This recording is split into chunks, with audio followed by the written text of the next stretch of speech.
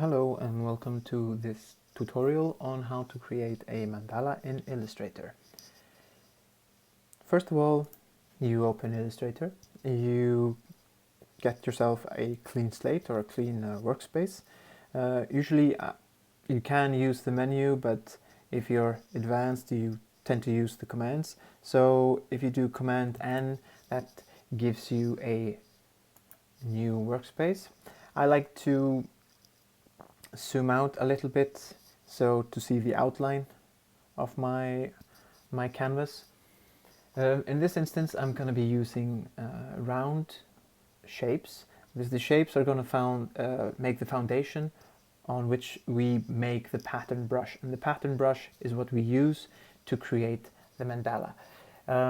Here on the left, on the menu you select the round or ellipse shapes. You can of course use other shapes if you want, but in this instance I'm going to use the round ones. And I am going to make sure that my shapes are empty, they have no fill, they're just going to be outline. So we need to create a sort of a line or a collection of shapes that we can align to create the pattern brush. So first draw a few shapes. We will align them later better, but try to use different sizes, different sort of stretches and etc. You know, if you hold down the shift key you get a perfect circle. If you're working with squares you get a perfect square, etc. So that's convenient to know. You can let them intersect and you can of course move them around a bit later on. So I think this should do it pretty much. So let's move them around a little bit, see if we can create a nice little some different internal and external negative and positive shapes and spaces. Okay, this looks okay. So you select all the shapes you have created. In the top you see these little icons here, and this means you want to align the different shapes. So we are going to begin, well, in this case we're just going to align them horizontally, which is this one. So now you see how it's going to look. So now we have what we need to create a pattern brush.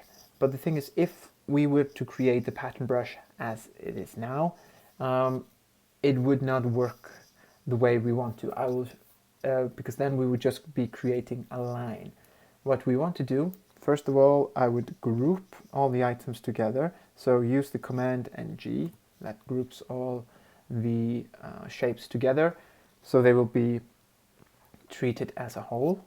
So let's turn it upside down, if you will. So, like so. And I'm going to make it a little bit smaller because I want my mandala to fit in this canvas that I have.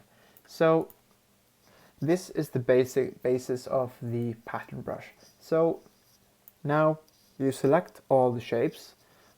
You can select them all, or since we grouped them, it's enough to select anywhere within the shapes. And here to your right you have a little window called brushes. Now here at the bottom of the window, here you see the little alt text that says new brush. Select that, and what you select is new pattern brush. Do OK. Now you need to name your brush. Let's name it mandala 1, because we might want to create new ones or make alterations to the shape that we already have. Do OK.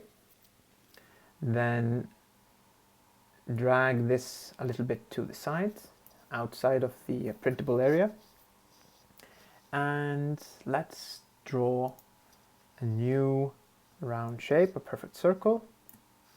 And this has no fill, it just has the line, the outline. And here In this little bar here in the brushes, you see it's very small, but this is the pattern brush that you just created. And if you select that, voila, then you get the pattern basically that you have created. Now, if you expand or make the circle bigger, you can see how the pattern actually changes, or you can make it smaller. So this is something that you can play around with. Now, what I sometimes do if I'm creating these mandalas, I place this sort of in the center, and if you do a new circle and then you select the pattern brush again, you see, because it is different from the size that you choose, and if you place it here sort of roughly in the center, select both of them and then use the same alignment commands as we used before, but now you use two. You use the center of horizontal command and then also the vertical one. So now you have a mandala, and this is what you can play with.